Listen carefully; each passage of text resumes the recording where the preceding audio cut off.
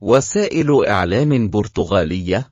والدة كريستيانو تقوم بعمل سحر لتدمير علاقته بجورجينا. ووالدة كريستيانو تعلن اللجوء للقانون. أعلنت والدة كريستيانو دولوريس أفيرو إقدامها على اللجوء إلى القانون للرد على ما وصفته بشائعات وسائل الإعلام البرتغالية، التي تحدثت عن لجوء الأم للسحر بهدف إحداث أزمة حقيقية في علاقة ابنها بصديقته جورجينا رودريغيز.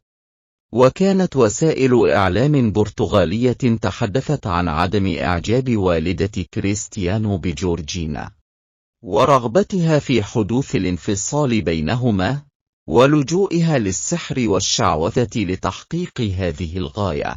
وقالت والدة النجم البرتغالي عبر الانستجرام: لجأت إلى القضاء لرفع دعوى ضد كل هذه الأكاذيب. إحدى الصحف البرتغالية المعروفة تستخدم اسم عائلتي للترويج لنفسها. ومنذ أيام نفت والدة رونالدو وجود خلافات كبيرة بين ابنها وعارضة الأزياء الإسبانية، مؤكدة أن كل هذا مجرد إشاعات وأكاذيب وليس لها أي أساس من الصحة، فكل زوجين يتجادلان.